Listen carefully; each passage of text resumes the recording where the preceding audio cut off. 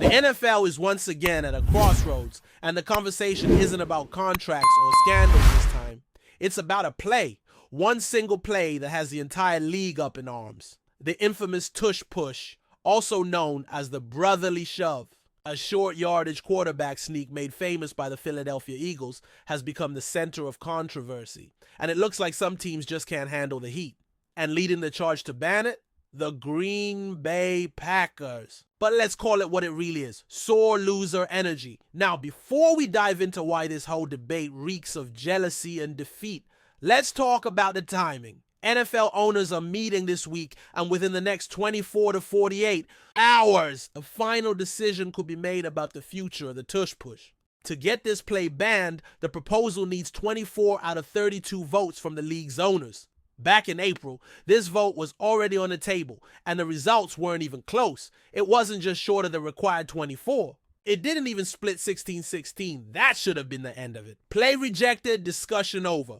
But no! Commissioner Roger Goodell, who's never been a fan of the play, decided to table it until this round of meetings. And here we are again. Now, the Packers originally floated a proposal to ban the tush push, and guess what? They failed to get the support they needed. And instead of walking away and accepting that maybe, just maybe, the Eagles are better at this than everyone else, Green Bay came back with a new, even more ridiculous version. The revised proposal is laughable. It essentially says no offensive player can push, pull, lift, or assist the runner in any way unless they're individually blocking a defender. The language is so broad that it could outlaw any play involving physical collaboration between teammates. Imagine banning a guy from helping his running back move a pile. Imagine banning a lineman from nudging his quarterback forward. That's not protecting players. That's neutering football. And of course, they claim the motivation is player safety and pace of play. Let's just pause right there. First of all, there's no credible data linking the tush push to a rise in injuries. None. The NFL has actually studied this. Not a single major injury has been attributed to this play. So if we're talking about safety, how do you justify banning something that's statistically safer than most other short yardage calls? Secondly, pace of play? Give me a break. You know what really slows down games. Endless commercials, in-game ads, replays, the chain gang walking out to measure a first down in an era where we have laser technology. But sure, let's target the one play that takes 3 seconds and gets the job done. Let's not pretend this is about rules or fairness. This is about envy. The Packers have tried to run the tush push. Jordan Love gave it a shot. You know what happened? He tripped over his own feet, literally. Against Atlanta, he tried it, stumbled, and failed. It's not the brotherly shove unless you have a quarterback like Jalen Hurts who can squat 600 pounds and an offensive line that is the best in football. Green Bay couldn't stop the play last season, and they lost to the Eagles twice. They saw a team do something they couldn't replicate or defend, and instead of figuring out a way to beat it, they want the league to outlaw it. That's not strategy. That's cowardice. And what makes it even more transparent is that if this were any other team, nobody would care. If it were the Miami Dolphins doing this and it was called the Dolphin Drive, or if the Jaguars had coined the Jacksonville joke, no one would be calling for its removal. This is a reaction to the Eagles' dominance. Because Philadelphia didn't just use this play, they mastered it. They turned it into a weapon, and now the rest of the league is crying foul. This proposal only got 16 votes last time, yet somehow it's still being pushed. That shows you how deep the resentment goes. The Eagles have become a symbol of doing something so well that the rest of the league wants to punish them for it. The Packers should be focusing on how not to give. Up 3 touchdowns to Saquon Barkley when he debuts for the Eagles in Brazil. Maybe work on not letting Dallas Goedert go full beast mode in a playoff game. Maybe Jordan Love shouldn't be throwing 3 picks at Lincoln Financial Field in a wild card round. And maybe, just maybe, stop committing a dozen combined penalties and turnovers when you're in a must-win game. Fix that before you come crying to the league. And let's get real about Green Bay as a franchise. Yes, they have a storied history. Bart Starr, Vince Lombardi, titles from another era. But let's take a hard look. They had Brett Favre and Aaron Rodgers, 2 of the greatest quarterbacks of all time, for 30 straight years. You know how many Super Bowls they won in that span. 2. That's it. One with Favre, one with Rodgers. That's not legendary. That's underachieving. That's a team with generational talent and minimal hardware to show for it. Overrated, plain and simple. And now that they don't have Rodgers anymore and their young quarterback is struggling to make his mark, they want to take away something that makes the Eagles dangerous. It's weak. Now let's talk about what this play actually represents. It's football in its purest form. Power versus power. Strength against strength. You line up, put your best guys in the trenches, and see who can move who. Hat on hat. You don't like it? Stop it. That's the whole point of the game. And that's what makes this entire debate so ironic. The NFL is filled with tactics, man, to exploit the defense's weaknesses. That's the goal. Whether it's zone beaters, pre-snap motion, RPOs, or trick plays, everything is designed to put the opponent in a tough spot. The tush push is no different. The only reason it gets this level of attention is because it works. It works so well and so often that it frustrates defensive coordinators who can't solve it. Other teams tried to copy it when it started getting popular. Jared Goff couldn't pull it off.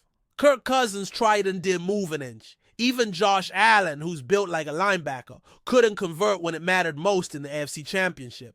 The Bills went 0 for 4 trying to replicate the play.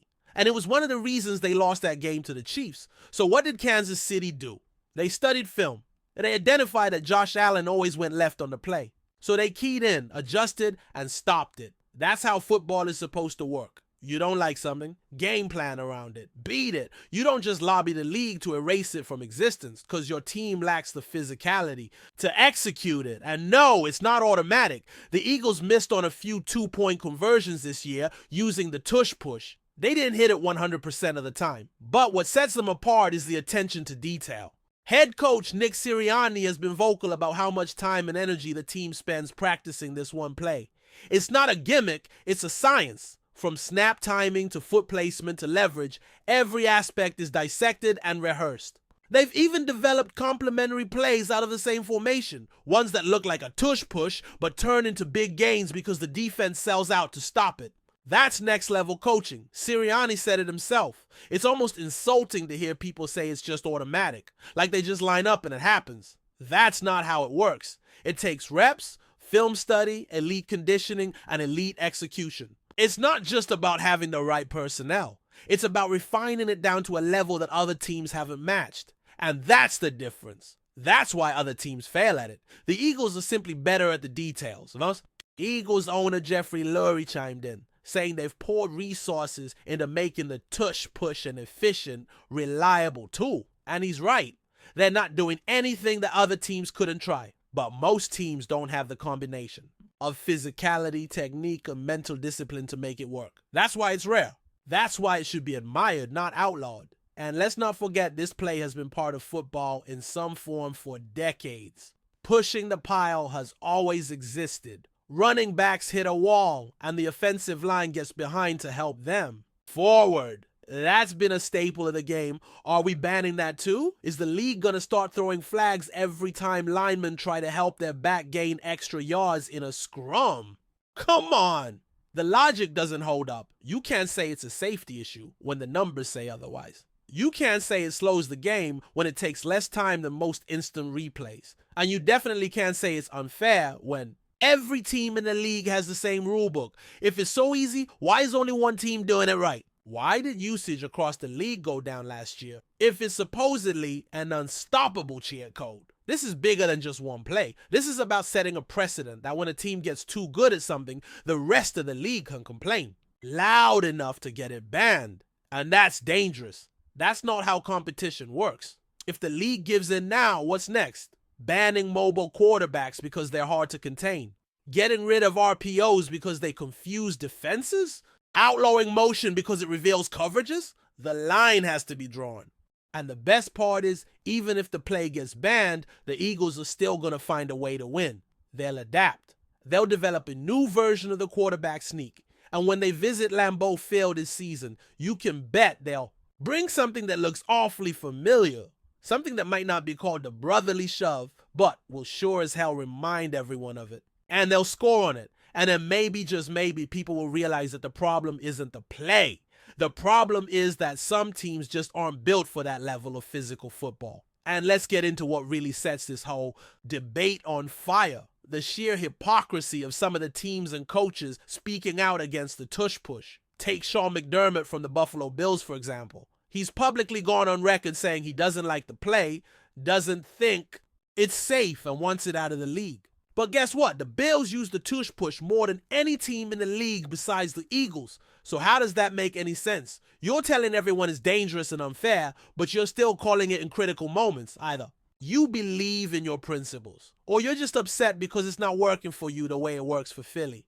The reality is, a lot of these teams would kill to have what the Eagles have. A quarterback with the strength and balance to stay upright under all that pressure. An offensive line with all-pro talent and cohesion. Coaching that drills every microsecond of the snap to make sure it runs smoothly. These aren't gimmicks. This is the result of elite-level preparation and a culture that's built around mastering the smallest details. And when other teams fail to match that, they don't take responsibility. They try to get the league to step in and do it for them. Imagine the message that sends to young players coming up through the sport. Work hard, master your craft, dominate the line of scrimmage, and when you do, the league might take your advantage away because it's too effective.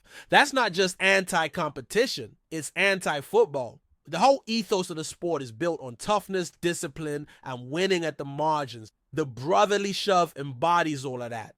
It's not flashy. It's not a deep ball or a trick play. It's brute strength. It's calculated execution. And that's why it works. There's also this bizarre narrative that somehow the Eagles are gaming the system, as if they found a loophole no one else is allowed to exploit. But nothing about the tush push is illegal. There's no secret rule. No backdoor trickery. It's a legal play run within the boundaries of the rulebook. And that's where the frustration really comes from. Teams hate that Philly found a way to dominate a part of the game that's supposed to be a toss-up. 3rd and 1, 4th and inches. Those are the gritty downs. The ones where you line up and see who wants it more.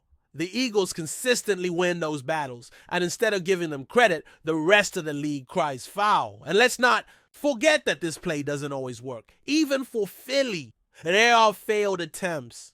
There are times when defenses make the stop. But it's become such a staple of the Eagles' identity that anytime it does work, it feels inevitable. That's what happens when you're excellent at something. You make it look easy. And when it looks easy, people think it must be unfair. But it's not. It's just better. So now we got people talking about banning a play, not because it's unsafe or because it breaks the rules, but because one team is too good at it. That's the whole argument. It's cloaked in safety and pace of play concerns, but peel back the layers and it's clear. This is about envy. It's about other teams not being able to stop it or replicate it. And that's where the NFL has to be careful. If they start removing parts of the game because a few owners and coaches can't figure them out, then we're going down a path that's going to ruin what makes football great. Because here's the truth. This isn't just about the tush push. It's about dominance. It's about the Eagles planting their flag on a style of play that no one else can match. It's about a team that's built differently and prepares differently. And in a league that prides itself on parity, that level of superiority doesn't sit well with everyone. So they try to legislate it out of existence instead of rising to the challenge. And what happens if the play gets banned? What then? Does that stop the Eagles from converting on short yardage? No. It just forces them to get more creative, and they will. You can bet that if this play is taken off the table, the Eagles coaching staff is already cooking up a new variation that walks right up to the edge of legality and pushes it as far as they can. Because that's what great teams do. They adapt, they evolve, they don't whine, they find a new way to win. You know what would be really poetic? If the Eagles go to Lambeau Field this season and on 4th and 1, they line up in the old brotherly shove formation. The defense panics. Everyone's bracing for the classic push, but instead Jalen Hurts fakes it, steps back, and hits a tight end wide open over the top. Touchdown. And the crowd goes silent. That's what this conversation is really about.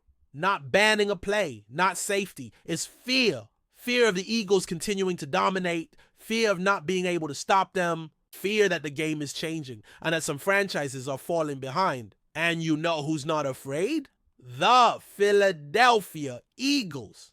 Because they know who they are. They know what they've built. And they know that even if the league takes away the tush push, It won't change the fact that they're tougher, smarter, and better prepared than most of their competition. And when that 4th and inches moment comes and the crowd holds its breath, they'll still find a way to get that first down. Not because of one play, but because of everything behind it. That's the real story here. The tush push isn't just a formation. It's a symbol of preparation, of power, of teamwork, and most of all, of what happens when you put in the work and refuse to be denied. So yeah, maybe it looks like an automatic play. Maybe it feels unfair. But that's not a reason to ban it. That's a reason to respect it. Because football isn't supposed to be easy. And neither is stopping the Eagles. Before we continue, don't forget to subscribe to our channel and give this video a like. Your support helps us keep delivering the latest updates on our Philadelphia Eagles. And don't be shy, share your thoughts on the news in the comments below.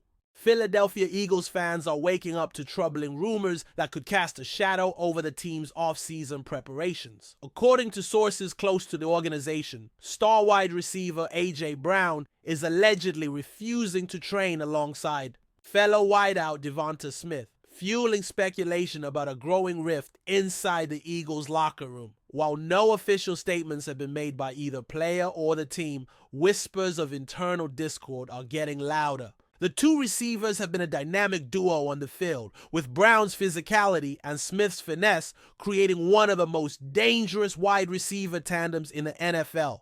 Yet behind the scenes, tension may be mounting, threatening the chemistry. That has helped elevate the Eagles' passing attack in recent seasons. Insiders suggest that Brown has expressed frustration with what he perceives as a lack of support and respect from Smith, both in training sessions and within the locker room. Others speculate that competition for targets and leadership roles on the offense could be at the heart of the issue. Brown, known for his intense passion and outspoken nature, reportedly informed team staff that he no longer wishes to participate in joint training activities with Smith until certain grievances are addressed. This isn't the first time Brown has been at the center of controversy. Last season, he was visibly frustrated during several games and was rumored to have clashed with coaching staff over play calling.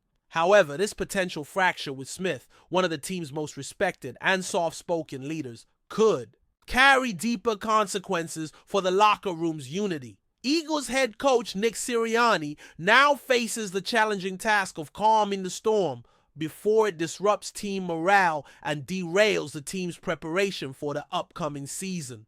With mandatory minicamps approaching, all eyes will be on Philadelphia to see whether the organization can mend fences between its star players or if this drama will mark the beginning of a deeper crisis. For a team with Super Bowl aspirations, harmony off the field is just as crucial as execution on it. That's it for this update. If you enjoyed the video and want to stay updated with exclusive news about our Philadelphia Eagles, be sure to subscribe to our channel and hit that like button. We can't wait to hear your thoughts in the comments. See you in the next video.